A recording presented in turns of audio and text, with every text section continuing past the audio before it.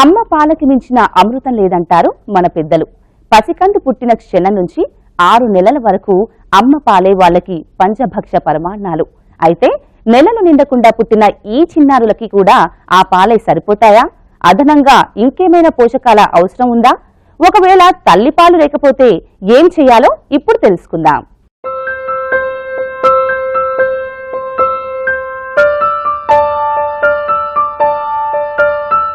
కంపల్సరీగా breast feeding is the best. కానీ premature బేబీస్లో అట్లా కుదరదు. రెగ్యులర్గా ఇవ్వాలి ఫీడింగ్. కొంతమందికి మరీ ప్రీమెచ్యూర్ బేబీస్కి ఒక్కోసారి 2.5 hours ఇవ్వమని చెప్తాం. కొంతమంది బార్డర్ లైన్ వాళ్ళకి ఎవ్రీ 3 hours కంపల్సరీగా ఫీడ్ చేయమని చెప్తాం. అప్పుడే పుట్టిన పిల్లలైతే కంపల్సరీగా ఆ ఫస్ట్ 1-2 రోజులు వచ్చినటువంటి కొలెస్ట్రాల్ కూడా కంపల్సరీగా ఇచ్చి తీరాల్సిందే. ఈ ప్రీమెచ్యూర్ బేబీస్కి ఫీడింగ్ సరిపోని పక్షంలో మనం అనుకున్నాం you can give donor breast milk ఇవ్వచ్చు, లేకపోతే ఫార్ములా మిల్క్ కూడా ఇవ్వచ్చు. సో ఈ ప్రీమెచ్యూర్ బేబీస్కి కామన్గా మేము సప్లిమెంట్ చేసే మెడిసిన్స్ ఏంటంటే ఐరన్ సప్లిమెంట్ చేస్తాం, కాల్షియం ఇవ్వటం జరుగుతూ ఉంటుంది, విటమిన్ డి ఇస్తాం జరుగుతూ ఉంటుంది, కొన్నిసార్లు జింక్ విత్ వైటమిన్స్, మల్టీవైటమిన్స్. ఈ 4 కూడా వాళ్ళ పరిస్థితులు బట్టి వాళ్ళ లోపాలు బట్టి ఇవన్నీ కూడా కంపల్సరీగా ఇవ్వాలి. ఇవన్నీ మందులు కావు, దే ఆర్ జస్ట్ సప్లిమెంట్స్. కొంతమంది పిల్లలు వాళ్ళు బరువు సమంగా రాని పక్షంలో ఇంకొక 2 కూడా ఇస్తూ జరుగుతూ ఉంటుంది. ఈ 4తో పాటు ఇంకొక 2 ఏంటంటే, ఒకటి it's called human milk fortifier, HMF. Human milk ఫార్టిఫైయర్ని ఆ తల్లిపాలలో కలిపి ఇచ్చినట్టయితే ఆ బేబీస్కి ఇంకా మంచిది. ఇంకా వెయిట్ గెయిన్ సరిగా లేని వాళ్ళకి there is something else called సిమైల్ MCT. అంటే MCT అంటే మీడియం చైన్ ట్రైగ్లిజరైడ్ ఆయిల్. అది మన సింపుల్ కోకోనట్ ఆయిల్ నుంచి తీసుకోబడింది. అది సుమారు 10 ml మిల్క్కి 1 డ్రాప్ యాడ్ చేసినట్టయితే ఎక్స్ట్రా క్యాలరీస్ ఇచ్చినట్టు ఉంటుంది. సో గ్రోత్ ఇంకొంచెం బాగుంటుంది బేబీస్ది. ఫీడింగ్ ఇచ్చిన తర్వాత కంపల్సరీగా బర్ప్ చేయాలి బేబీని. తేన్పు తీయాల్సిన అవసరం ఉంది. భుజం మీద వేసుకుని తేన్పు తీయచ్చు, లేకపోతే ఇట్లా కూర్చోబెట్టి ముందుకి వాళ్ళని కొంచెం ముందుకి టిల్ట్ చేసి ఇలా బర్ప్ చేయొచ్చు. ఇట్లా చేసినట్టయితే మనం బేబీని చూస్తూ ఉంటాం, ఇట్లాగైతే మనం బేబీని చూడడం. కానీ బోత్ 2 పద్ధతులు కూడా మంచి. బర్ప్ చేయాలి. పిల్లలు సహజంగానే సున్నితం, అందుకే వారిని చాలా జాగ్రత్తగా పెంచుకుంటాం. అయితే ప్రిమిస్ విషయంలో కూడా ఇదే జాగ్రత్త సరిపోతుందని అనుకోకూడదు. ఇంకా తల్లి గర్భంలోనే హాయిగా ఉండాల్సిన శిశువు బయటికి రావడానికి తయారు కాకముందే ఈ ప్రపంచంలోకి వచ్చేస్తే మనం తీసుకునే మామూలు జాగ్రత్త ఖచ్చితంగా సరిపోదు. మరి హాస్పిటల్ నుంచి డిశ్చార్జ్ అయ్యాక ఈ చిన్నారుల విషయంలో ఎలాంటి ప్రత్యేక శ్రద్ధ తీసుకోవాలో ఇప్పుడు చూద్దాం.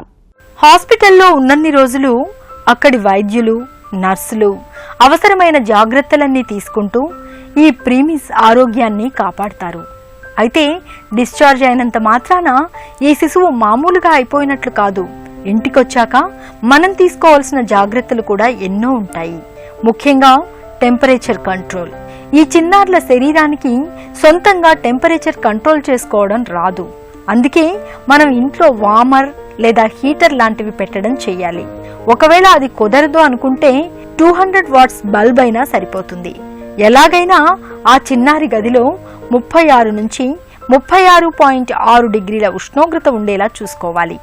థెర్మోమీటర్ని పెట్టుకుని ప్రతి 2 గంటలకు ఒకసారి చూసుకుంటూ అంతే ఉష్ణోగ్రత ఉండేలా జాగ్రత్త పడాలి. నాపీ ప్యాడ్స్ అయినా బట్ట వాడినా ఎప్పటికప్పుడు చూసుకుంటూ ఉండాలి. ఆ తడిదనంతో టెంపరేచర్ తగ్గే ప్రమాదం ఉంది. మరొక ముఖ్యమైన విషయం ఏంటంటే, ఈ ప్రీటర్మ్ బేబీకి వైద్యులు చెప్పేంత వరకు స్నానం చేయించకూడదు. కేవలం శుభ్రమైన బట్టని గోరువెచ్చని నీటిలో ముంచి శరీరం అంతా తుడవాలి. ఆ వెంటనే పొడి బట్టతో తుడవాలి. ఈ పిల్లలకి పాలు పట్టించాక త్రేన్పు తెప్పించడం చాలా ముఖ్యం. అది భుజం మీద వేసుకుని అయినా సరే, కాస్త ముందు వంచి కూర్చోబెట్టి బర్ప్ చేయించినా సరే. అలాగే పడుకోబెట్టడం కూడా తల భాగం కొంత ఎత్తులో ఉండేలా పడుకోబెట్టడం మంచిది. ఆ చిన్నారిని ఉంచిన గది శుభ్రంగా ఉండాలి. అలాగే వాళ్ళ దగ్గరికి వెళ్లే ప్రతిసారి ఖచ్చితంగా సబ్బుతో చేతులు కడుక్కుని వెళ్ళాలి. అంతేకాకుండా ఈ శిశువు కాస్త సర్దుకునే వరకు, అంటే అవసరమైన మెచ్యూరిటీ వచ్చి శరీర అవయవాలన్నీ వాటి పని అవి సొంతంగా చేసుకునే అంతవరకు కూడా బయటి వాళ్ళని ఎక్కువగా రానివ్వకపోవడమే మంచిది. తద్వారా ఇన్ఫెక్షన్స్ కి దూరంగా ఉంచొచ్చు. మనం ఇంట్లో ఉండి మన చిన్నారి విషయంలో ఎన్ని జాగ్రత్తలు తీసుకుంటున్నా కూడా ఏవో కొన్ని సందేహాలు ఉంటూనే ఉంటాయి. ఇంకా ఏమైనా జాగ్రత్తలు తీసుకోవాలా? మన బిడ్డ ఆరోగ్యం మెరుగవుతుందా? ఇలా ఎన్నో ఉంటాయి. అయితే ఈ చిన్నారుల ఆరోగ్యం మెరుగవుతుందా లేదా ఇంకా ఏదైనా అదనంగా అందించాల్సి ఉంటుందా అని తెలుసుకోవడానికి కొన్ని పరీక్షలు ఉంటాయి. అవేంటో ఎప్పుడు చేయించాలో ఇప్పుడు చూద్దాం. ఈ బేబీస్ని ఆ తల్లితో పాటు ఒక సెపరేట్ రూమ్లో ఉంచడం చాలా మంచిది. ఆ రూమ్ క్లీన్గా ఉండాలి, ఆ రూమ్లో ఉంచాలి, చాలా మంచిది.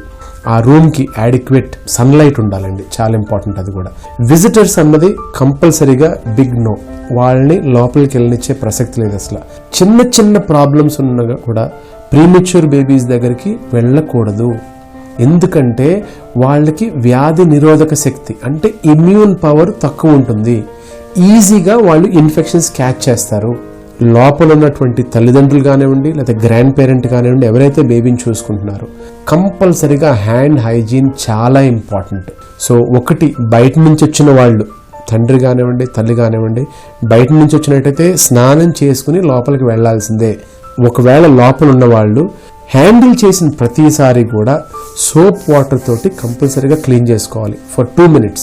కంపల్సరీగా మనం తీసుకోవాల్సిన జాగ్రత్తలు: నెంబర్ 1, ఆర్ఓపి చెక్. ఒక్కసారి ఎన్ఐసియు నుంచి బయటికి వెళ్ళిన తర్వాత బేబీ, లేకపోతే ఫాలో అప్లో కానివ్వండి, కంపల్సరీగా 2 sides బోత్ హియరింగ్ కూడా పాస్ అయినట్టు, అంటే hearing is with in normal limits అని రిపోర్ట్ కంపల్సరీగా కావాలి. ఒకవేళ ఆ వినికిడి లోపం ఉంటే మనం అది డిటెక్ట్ చేయకపోతే అది ఫ్యూచర్లో దానివల్ల అనర్థాలు కూడా చాలా ఉంటాయి.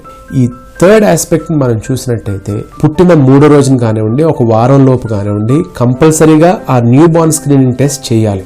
ఈ న్యూ బార్న్ స్క్రీనింగ్ టెస్ట్ వలన చాలా ఇంపార్టెంట్ జబ్బులు, అది హైపోథైరాయిడిజం కానివ్వండి, లేకపోతే కార్టిసాల్ డెఫిషియన్సీ కానివ్వండి, లేకపోతే సిస్టిక్ ఫైబ్రోసిస్ కానివ్వండి, ఇటువంటి అన్నీ కూడా ఎర్లీ న్యూ బార్న్ పీరియడ్లో మనం పికప్ చేసుకోగలిగితే అది ట్రీట్మెంట్ చేస్తే 100% కూడా 100% మంచి మేనేజ్మెంట్ తోటి ఏమాత్రం కాంప్లికేషన్స్ లేకుండా కూడా మనం మేనేజ్ చేసుకోవచ్చు.